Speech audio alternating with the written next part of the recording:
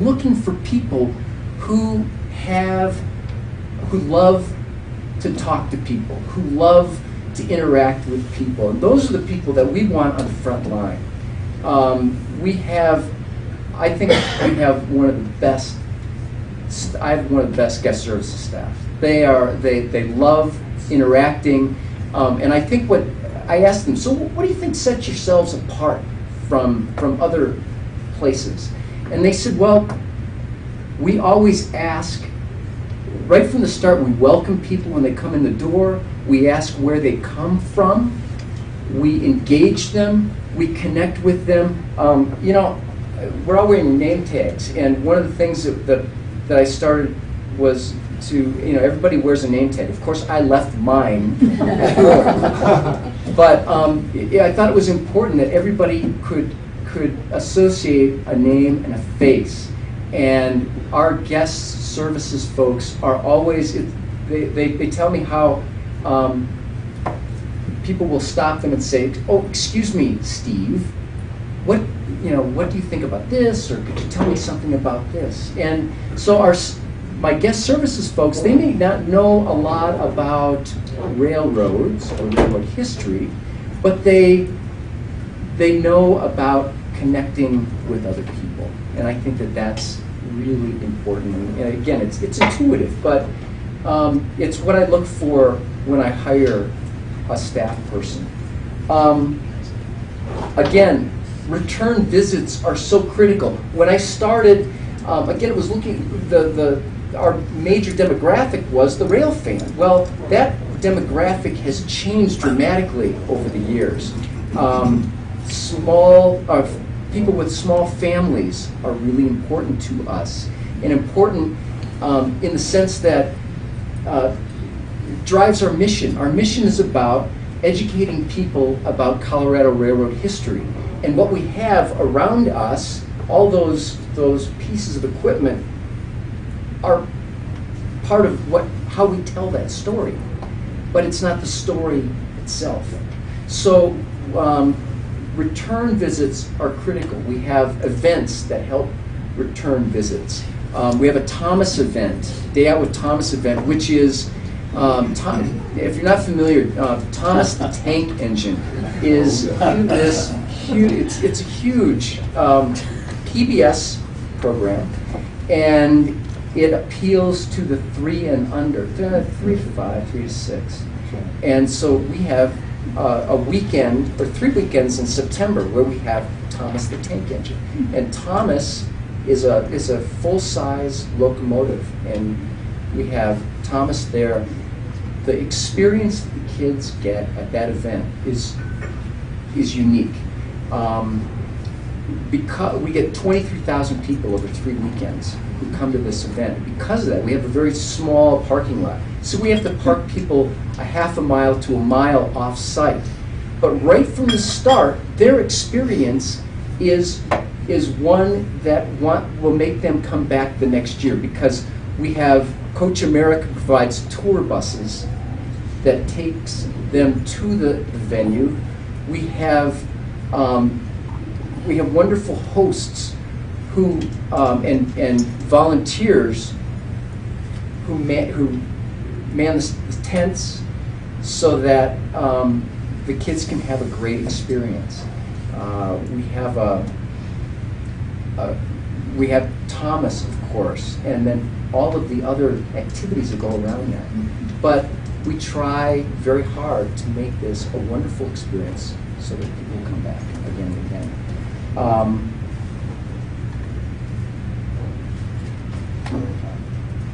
One of the things that we have tried to do is to create a more interactive, interpretive environment. So we have large interpretive signs that we put out on the grounds that help tell the story. We have hosts who, and we call them hosts. We don't call them docents, we call them hosts. And the hosts provide guided tours of the museum, and they can tell the story of why all this equipment is so important.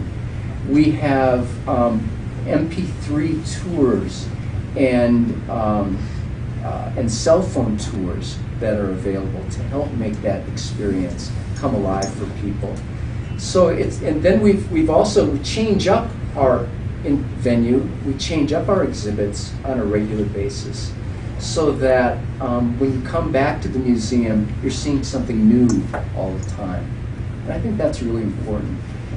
It's those, again, it's that attention to the detail of the interaction. When people leave, and I think you were saying the same thing, when people leave, we say goodbye and come back again. We hope that you had a good experience. And it goes right down to our, we have a large mail order retail business. And the care with which we take care of our customers, we have a lot of people who call in their orders because they know they can talk to somebody and they can chat about what the weather's like in North Carolina. And I think that's critical. We have regular buyers who call because of the experience that they get with our guest services folks. And I think that's really critical. Very good, Don. Any questions for Don? Back in 1958, this part of the world didn't look like it looks now. There was no C470. I think when Vandermeer Speedway opened, I think it might have been a dirt road. There was. John's father, John Vandermeer Sr., when you talk about vision or you talk about passion, you look at what you see there. But John Sr.'s vision was to provide a safe learning experience for young people to learn about cars and to safely learn about racing off the street. And that mission and those guiding words have been in existence, I believe, since 1958. John Jr., he carries on that legacy. I see why he might be such good friends with Joe Coors. I didn't know this about John. I know him more as a brother, but he came up with innovations in timing. I didn't even know that about John. Lighting on the track, track cooling, the way they deal with safety, the way they deal with spectator seating. Are you starting to see some commonalities among our panelists today? A lot of it is about innovation, and a lot of it is about creativity. So when you walk out of here, if you take anything home, the reason in America we are getting beat up today, that we are getting overcome by other countries. But I'll tell you one thing. Our top 10% is as good as anybody's top 10%. Right. Amen. America is innovating at the top 10% as well as anybody. I wish we could drop that down, and I wish whoever's working on that, we could get better. But it's innovation and creativity really drives it. And John, I thought a lot of you before, but when I saw how great of an innovator you are, I marvel at the diverse events you run. That's another key concept. You're hearing the speakers today talk about programs, diversity, things like that. You've got to think about those types of things. When you look at the Vandermeer calendar, it is diverse and it has a lot of experiences. John Vandermeer.